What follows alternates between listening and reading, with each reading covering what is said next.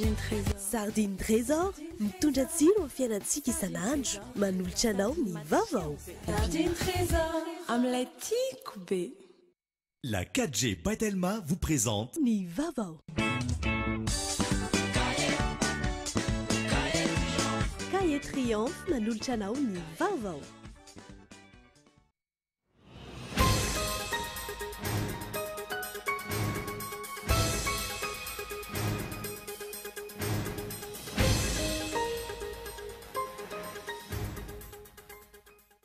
Nantsona teny amin'ny lampam-panjakana avoloany alaka misy ariva teo ny mpikabana vaovao andrafitra ny CFM.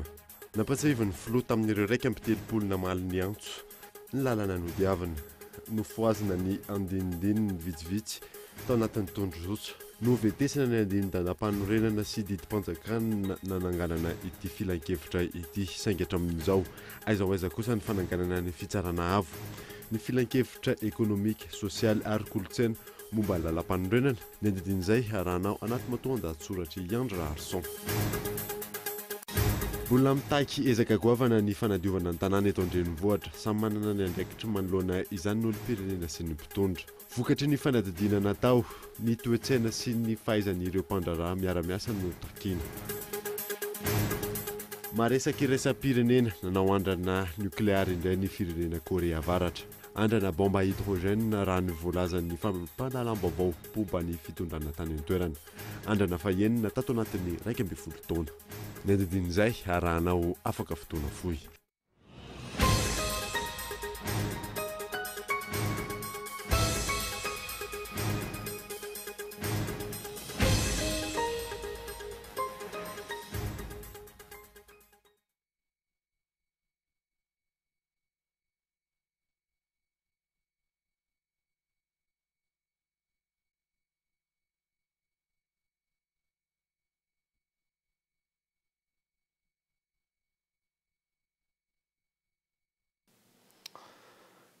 Finaritra tompoko lasy tompoko vavy manasanao ary anaraka ny fampalalam-baovao Kolo TV hatramin'ny farany anombotsika ny vaovao. Nantsona teny amin'ny lampam-panjakana avoloany alakamisy ariva teo ireo mpikambana vaovao andrafitra ny CFM.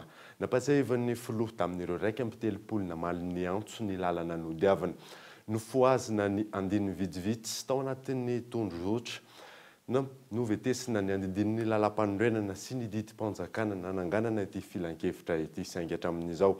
Aiza kosa ny fananganana ny fitsarana avo, ny filan-kevitra ekonomika, sosialy ary kolotsaina izay nambaran'ny lalam-panorenana arahoary matoan-dahatsoratra Iandra Arson.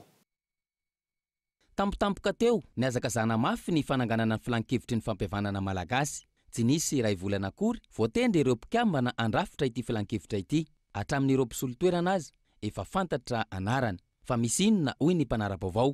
Olona 13 no mandrafitra ity filan-kevitra ity, 20 no safidiana tamin'ireo 9 mahery ny rotsaka an-tsitrapo kandida, 10 no tendren'ny filoham-pirenena. Anao inona marina izy 13 mianadahy ireo herintaona mialohan'ny fifidianana filoham-pirenena raha ny voasoratra ao amin'ilay lalàna larana fa 924 tsipika 730 mametra ny andraikitra ity filan-kevitra ampiavana ity dia amoaka ny marina, ny fahamarinana, ny fiakenkeloko, ny famitsorakeloko ary ny fampihavanana ireo rehetra voakasikasiky ny savorivory politika ny stet ny taona 2024 hatramin'ny fiafaran'ny tetezamita ireo mpikambana ao aminy. Mpikambana izay raha ny rehetra mahalala nefa fa ny 700 isanjato amin'izy ireo dia voakasikasiky ny raharaha 2024 sy 2024 na mivantana na ankolaka. Dia sady ho mpampiavana ve izany no ampihavanana, marina sy fahamarinana ary fiakenkeloka toinona no ivoatra ao anatin'izany. Ambadika politika inona no mety ao ambadika izao fiazakazana anangana ity filan-kevitry ny fampihavanana malagasy ity. Ankoatra ny fampiasana fiangonana ho fitaovana politika izay nambaran'ny KMF Konoe farany teo fa endrika iray amin'ny fanitsakitsanany lalam-panorenana manoloana n'ilay cité de l'État. Dia sanatria ve ity filan-kevitra ity no atao fitaovana ilazana rapitso na afaka pitso fa mbola tsy totosany fampihavanana ka tsara hemitra ny fifidianana izay filoham-pirenena tokony ho tontosaina amin'ny taona ho avy. Ny mamaika ny maro anefa raha ny fanambaran'ireo firaisamonim-pirenena, mpanao politika, olom-pirenena, hita an-gazety, onjam-peo sy fahitalava ary ireny tambazotra fifandraisana ireny dia ny anaovana ny fifidianana faran'izay aingana ialana amin'izao endrim-pitondrana feno kolokolo sy tsy tandalana izay mampahantra lalina ny vahoaka izao. Ankoatr'izay, inona no antony tsy maharotitra ka tsy hananganana ny filan-kevitra ekonomika sy sosialy ary kolotsaina voalaza ny andininy 500 ny lalam-panorenana toy izany ihany koa ny fitsarana avo, izay any fa efa ampitsarana afaka hitsara ny mpitondra araka ny andininy faraka amin'ny 30 ny lalampanorenany. Ary ahoana ny fampiarana ny andininy fa 7 izay milaza fa 12 volana aoriny nanaovan'ny filoham-pirenena fianiana ny farafa elany dia tsy maintsy hatsangana io fitsarana avo io. Isika ity raha manisa tsara, herintaona eo dia ho tapitra ny 5 taona, feptaona iasan'ny filoham-pirenena dia fanontaniana tsy hahitam-baliny toy izany foana ve no ianantsika eto fa mba rahoviana ilay tena fampandrosoana marina. Fitinina aminao anatin'ity fanadidina manaraka ity ny adevitra ny entina tao anatin'ny fandaharana Ankitso farany teo niombana tamin'ny fitsanganan'ny rafitra misahana ny fampiavana-pirenena sy ny fanovana gouvernementan'ny adevitra. Fezora Valy. Tsarahamy Edouard, mpikambana amin'ny CRN, mpanao politika, sy Dr Rakotoniasy Jean Raymond, syndicaliste, mpitsabo, nianatra ny fitantanana ra-panjakana teny amin'ny ENAM. Izy ireo indray no vahin'ny fandaharana Ankitso izay niady hevitra mikasika ny fijoroany rafitra, isahana ny fampiavana-pirenena sy ny fanovana gouvernemanta niseho farany teo.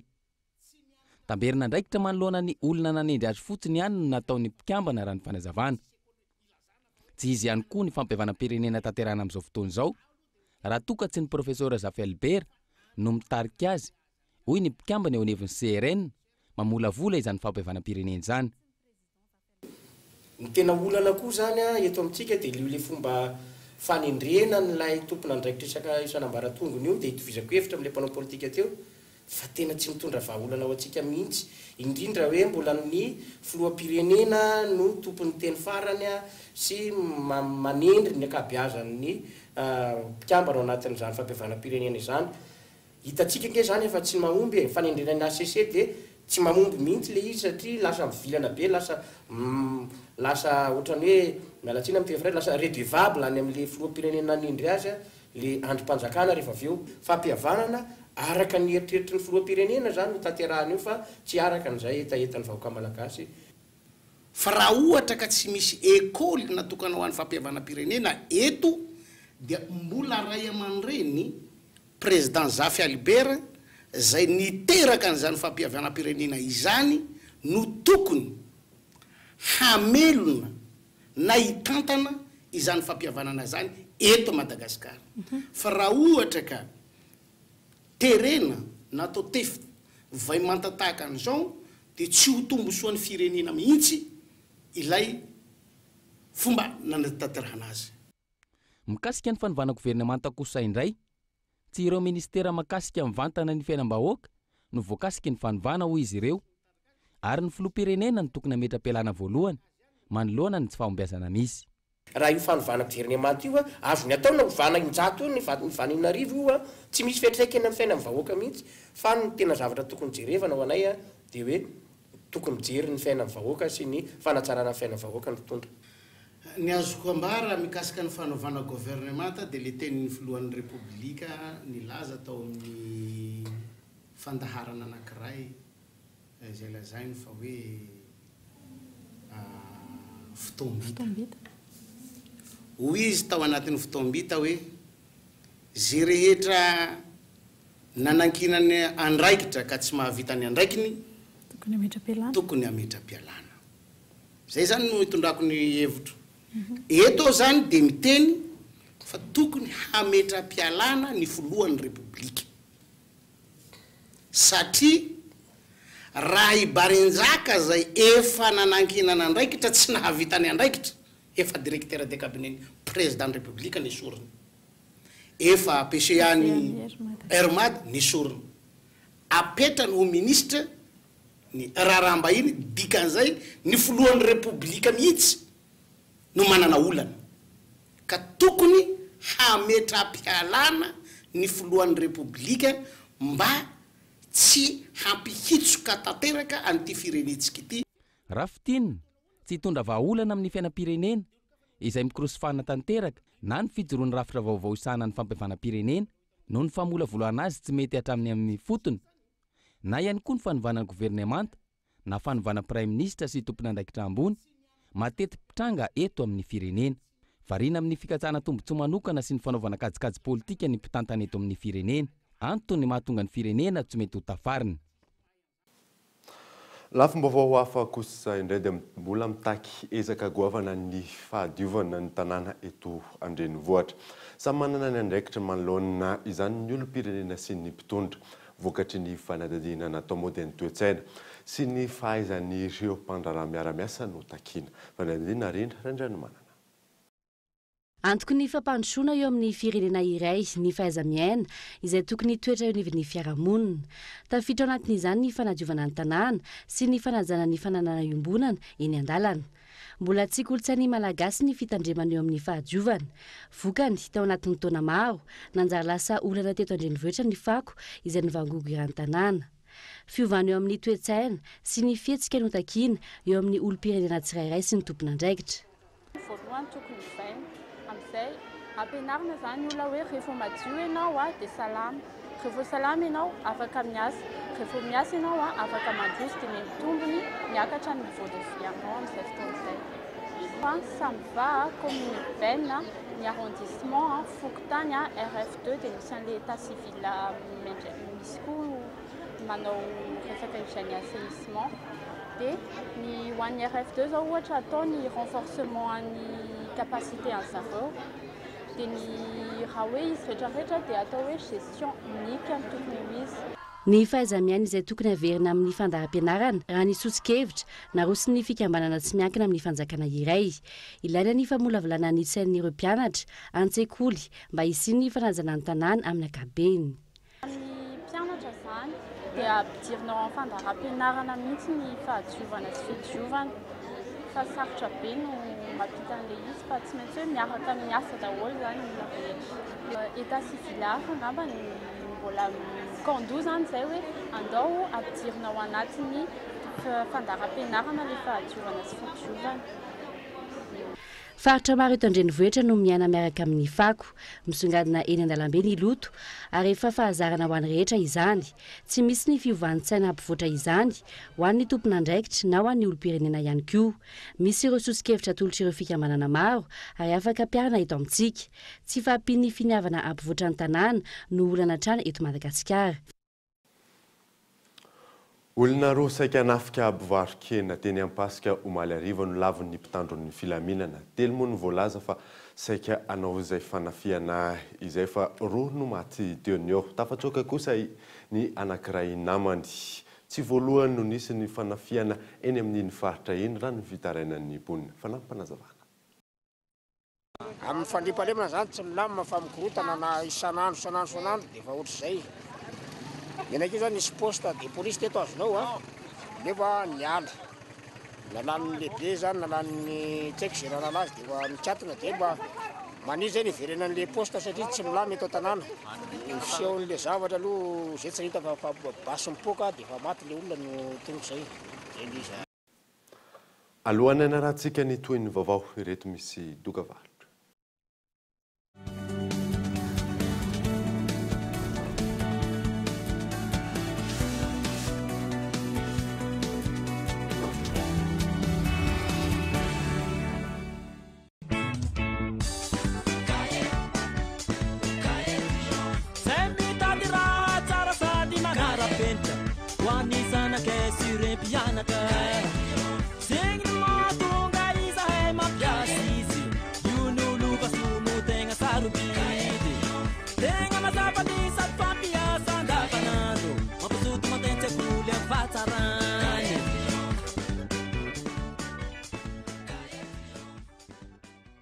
Promo rentrée.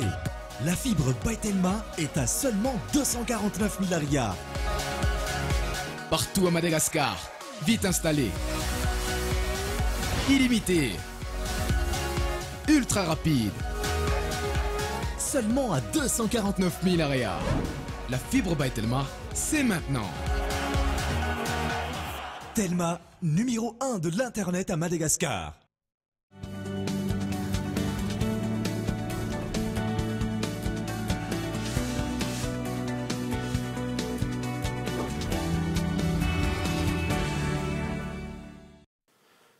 Miverina eto amin'ny fampalalam-baovao isika anatanteraka zakabe any Toliara ny 7 hatramin'ny 10 septambra izao ny fikambanan'ny lehilahy kristianina anglikana eto Madagasikara. Zakabe fa fito io tanterahana io anjatony mahery no andrasanao tonga amin'io zakabe io lilirabiata. Antoliara no anatanterahany FLCAM na fikambanana lehilahy kristiany anglikana eto Madagasikara izay fikambanana nivondrona ny lehilahy kristiany eo amin'ny fiangonana sy ny ankohonana ny zakabe fa fito amin'ity taona ity. Ampolo taona no nisian'ny fikambanana ary manerana nosy no ahitana azy. Diosezi enina no andray anjara amin'io zakabe io. Misy araka izany ny lamina amin'ny fitaterana. Ny fanomanana zany dia efa nipetraka tsara ny mihitsiny ny atao toerana aloha zany dia ireo diosesy 5 ankoatra ny toliara izay mandray dia efa misy ny fandaminana eo an-tanimbary andrina ny fiangana ny talata 5 tsy maintsy ataontsika androandro ny fandehanana miangavy izahay eto anivon'ny Front National mba tsy handeha alina satria raha mahita ihany ny fandriampahalemana. Ny anankiray koa dia misy ny tête de caravane mialatsiny amin'ilay fitenenana izay mitarika ny dizany hoe tsy azo atao ny midepa ny tête de caravane io ary efa misy ny laminasaka aoka mba atsaina tsara izay fandehanana sy fandaminana momba ny lalan'izay amin'ny fotoana io. Ny anankiray fanondrony dia momba ny fandraisana any an-toerana dia efa milamina ara-dalàna satria na ny fanomezam-pahefana avy amin'ny préfet dia efa hazo ny fikarakarana ny gymnase izay anaovana ny gymnase gouverneur Tuliara izay anaovana ny fivorian'ny zakabe dia efa milamina ny fandraisana ao amin'ny Sacré-Cœur tsy analika dia efa tomombana avokoa ka miandro ny fahatongavan'ny mpisaika. Fiaraha-mivavaka tatitra isaky ny dioseze ary conférence ireo no ameno ny fandaharam-potoana amin'io zakabe io.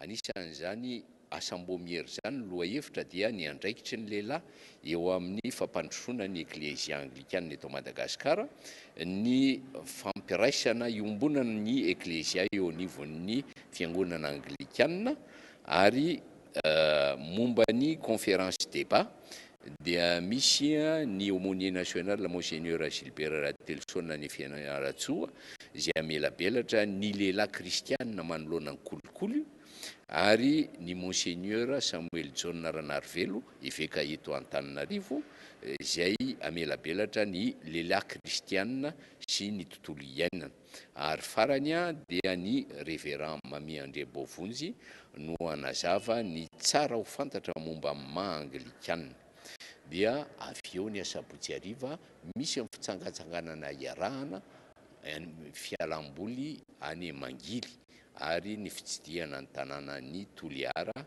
ny alahady ariva. Manodidina ny 500 ny mpizaika andrasana amin'ny fotoana io, ny 7 hatramin'ny 10 septambra no anatanterahana io zakabe io. Tokony ambivelatra ny kolotsaina malagasy ny lalam-panorenana misy eto amintsika raha vao azy araka ny tokony ho izy.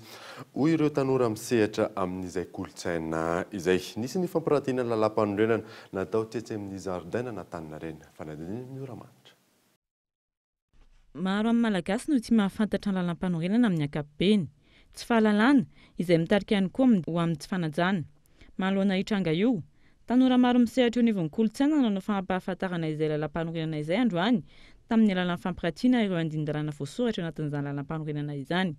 Zony tsirairay ny mahafantatra izay lalana fototra izay, ohatra izy ireo. Voalohany aloha tsy resaka politika ilay lalam-panorenana, fa fotsiny hoe zahay tanora tonga saina hoe miaina anatin'ny firenena misy lalàna amin'ny feo.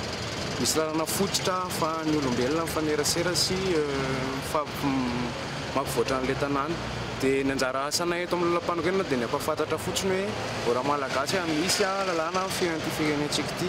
Raha tsika raha tsy mahafantatra anazy dia tsy gaga mihitsy tsika tsy tokony ho betaraina amin'ny enina mihitsy satria lalàna mifehy an'ilay tanàna ka tsy atsika akory. Any zany ilay tanjona kokoa. Ho an'ireo mpisehatra eo amin'ny lafiny ara-kolotsaina, varavarana iray ahafahana mampiroborobo ny kolotsaina malagasy ny fanajana ireo voalaza ao anatin'ny lalàna fototra. Raha ny tena lalam-panorenana ny jerena dia tokony azo vahana ny kolotsaina raha ohatra ka vakitsika ny lalàna ketraketra mifehy azy. Fa noho tsy fanarahana azy sy ataoko hoe tsy firarahina dia lasa victime ilay secteur mialatsina amin'ilay teny-baiko. Ary lasa victime miaraka amin'ilay secteur izay tanora rehetrarehetra. Ka tonga ngamba ny fotoana hoe raha samy mahafantatra daholo tsika rehetra hoe izao ilay lalàna dia afaka amin'izay tsika zany manao action araka ny tokony ho izy. Tsy voatery hanao grève foana, tsy voatery hoe hanao diabe riseria fa manomboka amin'ny tsirairay ilay izy. Ny tsirairay aloha mahafantatra ny zoany sy ny lalàna eo amin'le toerana misy azy. Ankoatra ity fampiratiana lalam-panorenana ity, etsika ara-kolotsaina maro ihany koa no mbola anamarika ity volana septambra ity. Ho hita amin'izany ny hosodoko, ny fiakanjo, ny asa tanana malagasy sy ny maro hafa.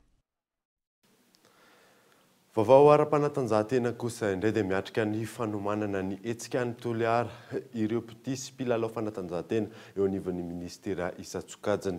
Maro no mpandray anjara amin'ny ity satria mahatratra hatramin'ny 4,000 izany. Fanadadina. Miditra eo amin'ny andro fafito ny fifananana eny anivon'ny ministera misy eto Madagasikara amin'ny fitazana ireo mpiasa ivelan'izay tontolon'ny asa izay. Dia mametraka ny mpikarakara amin'izao fotoana izao fa tokony apetraka reto ministera reto ny mpitantana ity fanatanjahantena eny anivon'ny ministera ity. Satria everisika moramora isika mantsy zavatra ty hoe vitavita hoe sport d'entretien fonctionnaire fa tsy haisika ny suite logique n'ity sy ny impact n'ity.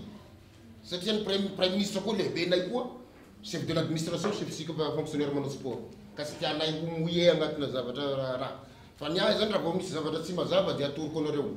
Fa efa tsy mazava zao nomination sy tonga zao, inona ny andrasana sy nomenany membre ny comité. Mazava ny fanazavana nataon'ny tompon'andraikitra atao anatiny izany fa tokony voakany koa ny fanendrena ny anaran'izy ireo amin'ny fanoizana izay etsika lehibe atao amin'ny 17 ny volana septambra any Toliara satria dia eo ambany fehiny ny ministera fanatanjahantena, ny ministera ny asa sy ny lalana sosialy, ny ministera ny fahasalamana, ny ministera ny atany sy ny fanapariahana ny fitsinjaram-pahefana ary ny ministera ny vola sy ny tetibola. Ireo no tokony amoaka izay anarana raikitra amin'ny fitantanana ny fanatanjahantena eny anivon'ny ministera izay. Vaovao ara-panatanjahantena izay hatrany fa any ivelany kosa indray dia nandrobaka ny amboara fasivany matombodaka maneran-tany azy ilay judoka frantsay Teddy Riner. 20 taona izy izao nandrobaka amboara izao tsy retsy misy izy. Nanomboka ny septambra 10 omaly no nahavitan'ny championnat du monde ny judo tany Budapest. Resaka iraisam-pirenena kosa indray dia nanao andrana nucléaire indray ny firenena Korea Avaratra, andrana bombe à hydrogène raha ny voalazan'ny fampalalam-baovao momba ny fitondrana any an-toerana andrana fahenina tato anatin'ny 12 taona. Fanadina amin'izany France 24. Nanao andrana nucléaire indray ny firenena Korea Avaratra, nanamafy izany ny fampalalam-baovao ny fahita lavitra momba ny fitondrana ao an-toerana. Nanao andrana bombe à hydrogène ny fitondrana raha ny voalaza, raha ny filazan'ny manam-pahaizana dia fanambarana ho an'izao tontolo izao indrindra ho an'ny Amerikanina izao fihetsika izao fa afaka mifaninana tsara amin'izy ireo raha aratafika no jerena. Tsy azo tsiniavina ny hery ary mavita manafika ireo firenena milaza ny tena no matanjaka. Tato anatin'ny taona maro no efa nanao andrana isan-karazany Korea Avaratra, tanjona ny fanekeny rehetra fa isan'ny firenena matanjaka izy ireo ary tokony no omena ajany amin'izay toerana izay tahaka ny Etats-Unis. Tsy aivina fa ity andrana ity ny fahenina tato anatin'ny 12 taona. Dia iny maresaka iraisam-pirenena iny manakatona ny fampalalam-baovao tamin'ity alina ity. Ankasitrany ianao nanaraka izany. Soava tsara daholo tompoko.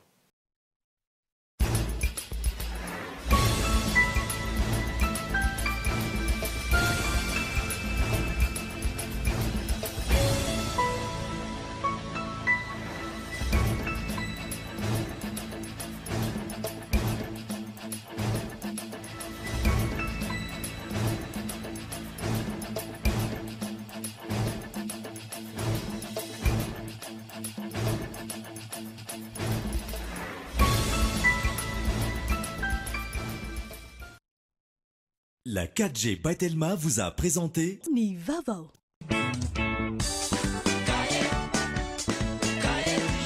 Narainao teo ny fampalalam-baovao miaraka tamin'ny Cahier Triomphe. Bonjour. Bonjour. Narainao teo ny vaovao miaraka tamin'ny Bonjour. Juantsika jiaby.